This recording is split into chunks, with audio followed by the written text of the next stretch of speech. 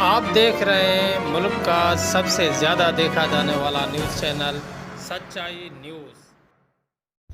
नाज़रीन, अफ़सोसनाक ख़बर अवां सां शेयर कंदा हलूं त ज़िले शिकारपुर जे मदई जी शहर वेझो नए अमरोट थाणे जे हद जे ॻोठ अमरोट में दल बिरादरी ऐं जुड़ेजा बिरादरी जे धुरनि में मामूली ॻाल्हि तां तकरार वधण सबबि झेड़ो थी पियो आहे। ॿिन्ही धुरनि पारां हिक ॿिए मथां अंधाधुंध फायरिंग कई वई, जंहिंजे नतीजे में 5 ॼणा क़तल ऐं 7 माण्हू ज़ख़्मी ॿुधाया पिया वञनि।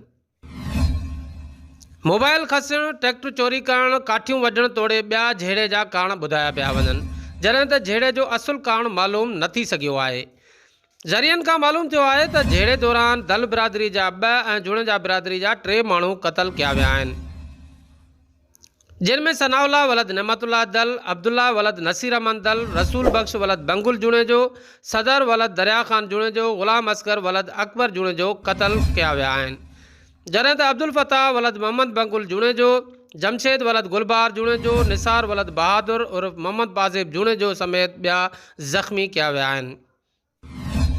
होॾां जुणेजा बिरादरी पारां मिर्ज़ापुर ऐं दल बिरादरी पारां अमरोट वटि सखर लाड़काणू रोड ब्लॉक करे धार धाणू हयो वियो। ॿिए पासे SSP शिकारपुर कामरान नवाज़ पंजूठा वाक़े जो सख़्ती सां नोटिस वठंदे फौरी अमन अमान बहाल करण समेत ॿिन्ही ॻोठनि में पुलिस पिकटूं क़ाइमु करण जा अहकामात जारी करे छॾिया आहिनि। नाज़रीन, दल बिरादरीअ जे माण्हुनि सचाई न्यूज़ आॾो दाईंदे चयो, हाफ़िज़ अमानुल्लाह दल असां नए अमरोट वेठा आहियूं। जूणे जा बिरादरीअ जा आहिनि, इहो मिठू धाड़ेल मलाणी ऐं खालू धाड़ेल, इहो इन्हनि ते पुलिस जा काफ़ी मुक़ाबला ऐं केस आहिनि पुराणा, इलाही माण्हुनि खां मनथिलियूं सरेआम इन्हनि 10-20 खून अॻे बि कया आहिनि, जाते बि मतिलबु कंहिं शरीफ़ माण्हूअ खे रोज़गार कंदे या घरनि में उन्हनि खे नथा सहनि, राति जो चोरियूं बदअमनी असांजे इलाइक़े में मतिलबु त वॾी दहशत जी लॻी। 2-3 ॾींहं अॻु में असांजो ट्रैक्टर अगवा कयो हुओ, उहो पुलिस जी मदद सां मोटियो, उन्हनि मां उन्हनि जा माण्हू अञा बि आज़ादु आहिनि, पुलिस उनखे आज़ादु छॾे थी ॾिए, दिल्ली सरेआम खाईंदा आहिनि। हाणे अॼु असांजे नियाणियुनि ते हमिलो कयो सुबुह सां, पोइ उते 200-300 माण्हू वठी आया, गोलियूं हलियूं, ॻोठ जा माण्हू निकिरी आया त छा आहे त उन ते बसि जीअं माण्हू निकिरंदा पिया वञनि हथे ख़ाली हुननि खे मारींदा पिया वञनि। 2 मुड़ुस असांजा शहीद थी विया आहिनि ऐं 4-5 असांजा ज़ख़्मी आहिनि। हे सनाउल्लाह पुटु नेमतुल्लाह, अब्दुल वहाब पुटु नसीर मोहम्मद, ज़ख़्मी असांजा 3-4 आहिनि, 2-3 मुड़ुस असांजा अञा गुम आहिनि। ज़ख़्मी आहे हिकिड़ो जमशेद ऐं हिकिड़ो निसार अहमद, हाजी अब्दुल फताह ऐं 2-3 ॿिया आहिनि जेके असांखे अञा मिलनि नथा।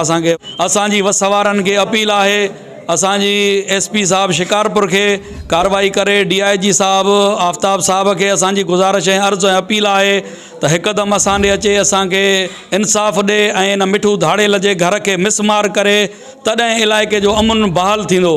वज़ीर आला सिंध खे असांजी अपील आहे, असांजी आसिफ़ अली ज़रदारी साहब खे अपील आहे, बिलावल भुट्टो ज़रदारी साहब खे अपील आहे, राशिद महमूद सोमिरे साहब खे असांजी अपील आहे। असां जमायत जा माण्हू तबाह थी रहिया आहियूं, ख़तीब मोमिन मुस्लमान सभु सालारनि वारा सभु अचनि, सॼी जमायत अचे, हे सालारनि जी वर्दी हिनखे आहे जेका, ऐं सभु जेके असां मज़लूम माण्हू आहियूं, पोरेत माण्हू आहियूं, ॻोठाणा असांजा नए अमरोट जा सॼे इलाइक़े में शरीफ़ आहिनि, असांजो तर तपाए ॾिनो आहे। मिठू धाड़ेल ऐं खालू धाड़ेल ज़ात जा जुणे जा आहिनि, सॼे इलाइक़े मां पुछी ॾिसो, इंक्वायरी ॾिसो करे, जंहिं इहे धाड़ेल साबित न थियनि त असांखे सरेआम DIG साहब फाईअ ते टंगे।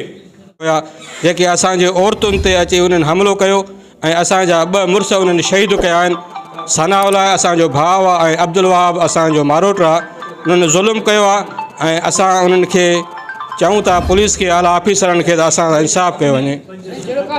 5-7 अॻ में उन्हनि माण्हू असांजा ज़ख़्मी कया आहिनि, जेके असांजा अॻ में अस्पताल में पिया आहिनि। खां पोइ मोतमार धमकियूं था ॾियनि, मंथलियुनि जूं त मंथलियूं ॾियो।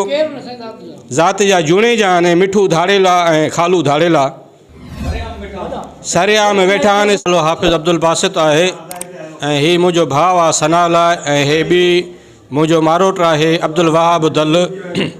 कुझु ॾींहं असांजो अॻु इन्हनि धाड़ेलनि असांजे भठे तां ट्रैक्टर ट्राली चोरी करे विया हुया, 10-15 ॾींहं थिया आहिनि तक़रीबन। उनखां पोइ हू असांखे मौतमार धमकियूं बि ॾियनि पिया ऐं असांखां इहे भतो बि मंथली बि घुरनि पिया। असांजूं औरतूं असांजे घरनि जे वेझो ज़मीन आहे जिते हू पली पटण जे लाइ वियूं, असांजे हुननि औरतुनि ते अंधाधुंध फायरिंग कई, असांजे घरनि ते, असांजे ॻोठ ते हुननि कड़ो चाढ़े कब्ज़ो कयो ऐं फायरिंग कई।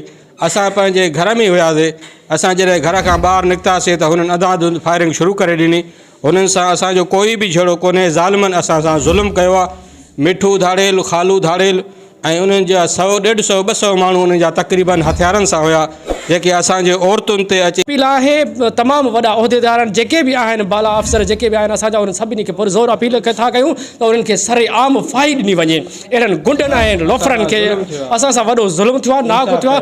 असां सां इंसाफ़ कयो वञे। 2 हमराह असांजा शहीद कया विया आहिनि ऐं जेको आहे सो कुझु 5-6 माण्हू आहिनि उहे ज़ख़्मी आहिनि। उन खां छो त असांखे लाश न पिया खणनि, पहिरियां ज़िंदा हुया, पोइ हे तड़पी मरी विया, असांखे खणण न पिया ॾियनि। हिननि एॾो ज़ुल्म कयो तमामु जूने जा। खैर नाजरीन, मज़ीद ख़बरें और अपडेट्स के लिए देखते रहिए सच्चाई न्यूज़। आप हमारी ख़बरें किसी भी वक्त यूट्यूब, ट्विटर और फेसबुक पेज पर सच्चाई न्यूज़ स्पेल है SACHAI स्पेस NEWS लिखने के बाद सर्च करके देख सकते हैं।